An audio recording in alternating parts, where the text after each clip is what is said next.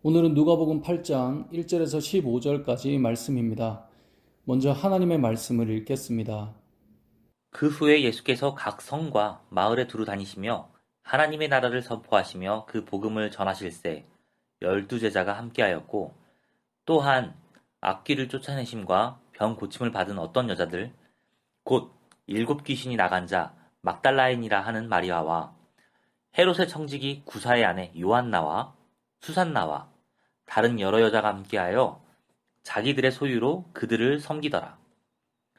각 동네 사람들이 예수께로 나와 큰 무리를 이루니 예수께서 비유로 말씀하시되 씨를 뿌리는 자가 그 씨를 뿌리러 나가서 뿌릴새 더러는 길가에 떨어짐에 밟히며 공중이 새들이 먹어버렸고 더러는 바위 위에 떨어짐에 싹이 났다가 습기가 없음으로 말랐고 더러는 가시떨기 속에 떨어짐에 가시가 함께 자라서 기운을 막았고 더러는 좋은 땅에 떨어짐에 나서 100배의 결실을 하였느니라. 이 말씀을 하시고 외치시되 들을 귀 있는 자는 들을지어다. 제자들이 이 비유의 뜻을 물으니 이르시되 하나님 나라의 비밀을 아는 것이 너희에게는 허락되었으나 다른 사람에게는 비유로 하나니 이는 그들로 보아도 보지 못하고 들어도 깨닫지 못하게 하려 함이라. 이 비유는 이러하니라. 씨는 하나님의 말씀이요. 길가에 있다는 것은 말씀을 들은 자니 이에 마귀가 가서 그들이 믿어 구원을 얻지 못하게 하려고 말씀을 그 마음에서 빼앗는 것이요. 바위 위에 있다는 것은 말씀을 들을 때 기쁨으로 받으나 뿌리가 없어 잠깐 믿다가 시련을 당할 때 배반하는 자요. 가시떨기에 떨어졌다는 것은 말씀을 들은 자이나 지내는 중 이생의 염려와 재물과 향락의 기운에 막혀 온전히 결실하지 못하는 자요. 좋은 땅에 있다는 것은 착하고 좋은 마음으로 말씀을 듣고 지키어 인내로 결실하는 자니라. 아멘. 오늘 본문은 참 많이 알려진 4가지 밭의 비유입니다. 참 많이 알려졌다고 제가 말씀드렸는데 나는 몰랐다 생각이 드시면 저의 잘못입니다. 오늘 말씀을 들으시면 됩니다. 5절에 보면 이 씨를 뿌리는 자가 등장합니다.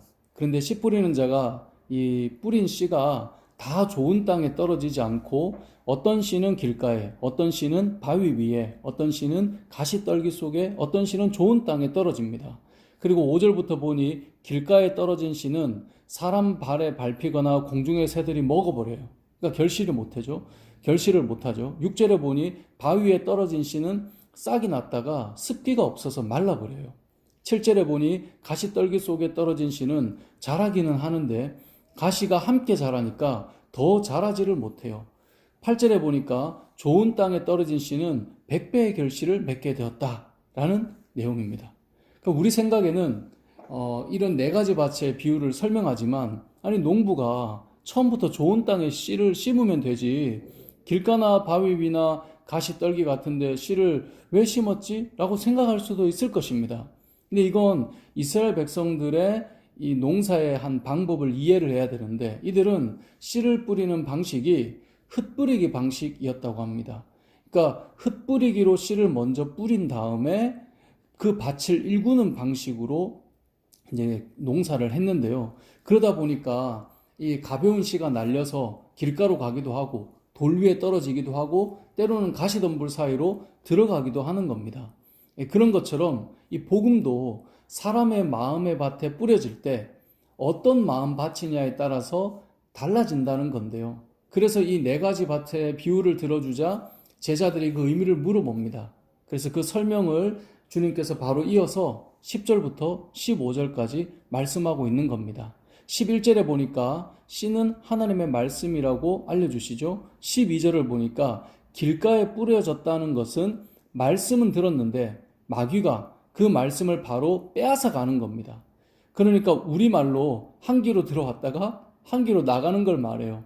그러니까 어떤 면에서는 말씀을 거부하는 마음이기도 하고요. 말씀을 들으면서 받아들이지 않는 것을 표현하는 것이기도 합니다. 그러니까 아무튼 사라져 버리는 거예요. 13절을 보면 바위 위에 뿌려졌다는 것은 말씀을 들을 때 감동이 있어요. 은혜가 되고요. 기쁨이 있는 거예요. 그래서 믿음의 싹을 틔울 것 같아 보였는데요. 시험이 오면, 어려움이 오는 순간 그 자리를 떠나버려요. 분명히 말씀을 들을 때 기쁘고 감동이 있었어요. 그런데 시련이 오는 것을 받아들이고 싶지 않은 거죠. 그러니까 들을 때는 좋다고 생각했지만 어려움이 오는 순간 그 자리를 떠나면서 이 말씀이 사라져 버리는 거예요. 그 원인이 시련이라는 거죠. 어려움이 조금이라도 오면 신앙생활 더 하지 않는 거예요. 14절에 보니까 가시떨기에 뿌려졌다는 것은 말씀을 듣고 자라는 것 같은데 계속 같이 자라는 게 있어요. 그게 이제 가시덤불이 같이 자라는 건데 그게 뭐냐면 사람이 살면서 걱정하는 일반적인 염려들, 또 물질에 대한 걱정들, 또 세상의 어떤 쾌락에 대한 그 미련과 마음들, 이런 것들이 계속 옆에서 흔들다 보니 결국 그것 때문에 영적인 열매가 맺혀지지 못하고 결실을 맺지 못하는 거예요. 근데 15절을 보니까 좋은 땅에 뿌려졌다는 것은 착하고 좋은 마음으로 말씀을 듣고 지키어 인내로 결실하는 거예요. 좋은 땅에 뿌려진 것은 말씀을 잘 이제 받았다는 말이겠죠. 그리고 시련이 와도 잘 지켰다는 말이에요. 그리고 이 세상의 염려들, 물질의 걱정들, 또 내가 즐기고 싶은 욕망들 등 여러 가지가 주변에 있지만 그것들로부터 나를 지키고 인내하여서 결실하고 있다. 이것을 말씀하는 겁니다. 근데 무엇을 해서 결실한다고 말씀하는 거죠? 인내해서 결실한다는 거예요. 인내해서 결실하는 것. 그러니까 말씀을 지금 받고 바로 변화되고 결실하는 것이 아닙니다.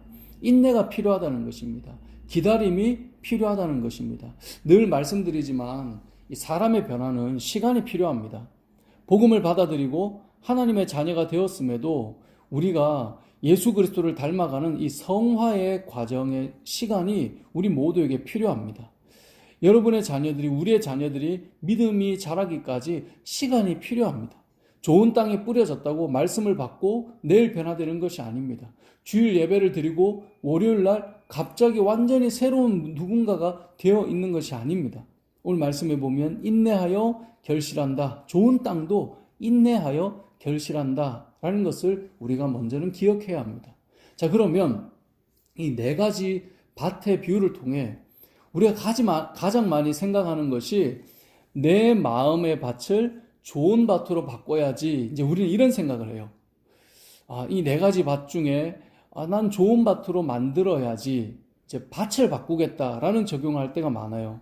그런데 오늘 본문은 여러분의 마음 밭을 좋은 밭으로 만들라는 말씀은 아닙니다. 그러니까 여러분의 마음이 지금 길가인데 아니면 돌밭인데 아니면 가시덤불인데 그거 다 쳐내고 좋은 밭을 만들라 이런 말씀이 아니라는 거예요. 물론 호세아 10장에 보면 묵은 땅을 기경해서 하나님의 열매를 거두라는 말씀이 있거든요. 그러니까 우리의 마음이 좋은 밭이 되어서 결실하자 뭐 이렇게 적용해도 성경 전체 의미로 충분히 유익할 수 있지만 오늘 본문은 여러분이 길가나 돌밭이나 뭐 가시덤불이다라고 말씀하는 게 아니라 여러분은 이미 좋은 밭이라고 알려주는 겁니다. 길가가 아니고요. 돌밭이 아니에요. 여러분은 이미 믿음의 공동체 안에 있고요. 여러분은 지금 말씀을 사모하여 말씀을 받고 있고요. 그래서 여러분은 결국 결실하게 될 거예요. 앞서 말한 대로 여러분에게 필요한 것은 인내예요. 기다림이 필요해요. 기다리시면 결실하게 될 것입니다. 그렇다면 이 네 가지 밭의 비유는 내 마음을 바꾸라 이런 말씀이 아니라면 도대체 이것은 무엇을 우리에게 말하려고 하는 걸까요? 우리가 길가인데 좋은 밭이 되라 이게 아니라면 뭘 말씀하는 걸까요? 자, 네 가지 밭의 비유를 말씀하기 전 8장 1절의 말씀을 볼까요? 제가 한번 읽어보겠습니다. 그 후에 예수께서 각 성과 마을에 두루 다니시며 하나님의 나라를 선포하시며 그 복음을 전하실세 12 제자가 함께 하였고 아멘. 자, 예수님께서 각 성과 마을에 두루 다니시며 하나님 나라를 선포했어요. 근데 예수님 홀로가 아니라 12 제자가 함께 주의 복음을 전하는 하나님의 복음을 전하는 일을 했고 또 귀신을 쫓아내고 병을 고치는 사건을 통해서 예수님을 따라다니며 함께 복음을 전하는 일에 돕는 여인들도 있었다라는 것이 1절에서 3절까지 말씀이에요.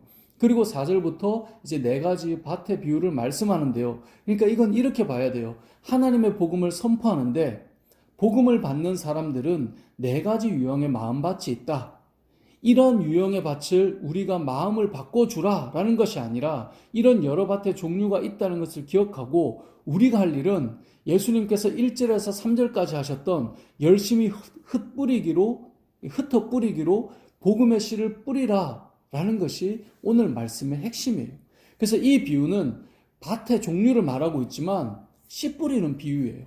그래서 시작이 5절을 보면 씨를 뿌리는 자가 그 씨를 뿌리러 나가서 라고 시작하는 겁니다. 1절에서 3절까지 예수님이 복음을 전하는 것처럼 씨를 뿌리는 자가 지금 씨를 뿌리러 나가는 거예요. 어떤 밭인지 우리는 알 수가 없어요. 하지만 우리는 복음의 씨앗을 뿌리는 자가 되어야 한다. 예수님과 함께 했던 제자들처럼 또 이 복음을 전하는 것을 돕는 여인들처럼 우리는 하나님의 복음의 씨앗을 뿌리는 자가 되어야 된다라는 거예요. 여러분에게 길가를 좋은 땅으로 만들라고 명령하신 것이 아니고요.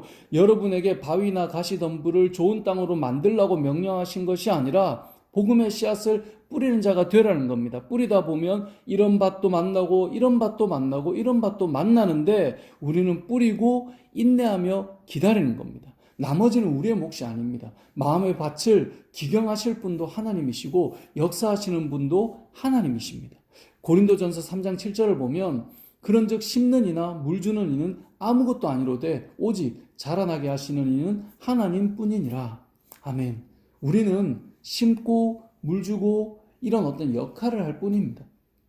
우리가 밭을 바꾸는 것은 아닙니다. 사랑하는 성도 여러분, 여러분을 통해 복음의 씨가 뿌려지기를 원합니다.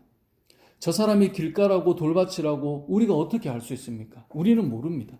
우리는 밭을 분별하라는 사명을 가진 자들이 아닙니다. 이러한 밭은 있다라고 말씀하시면서 우리는 복음의 씨를 뿌리라라는 사명을 가진 자라는 사실을 기억해야 합니다. 오늘 하루의 삶 속에서도 2021년 새로운 한 해를 시작하는 이 1월에 여러분에게 주신 이 사명을 기억하시고 예수님께서 제자들과 함께 각 성과 마을을 두루 다니시면서 복음을 전하셨던 것처럼 복음을 전하며 영혼의 열매가 맺혀져가는 은혜를 경험하는 한 해가 되시길 주님의 이름으로 축복합니다.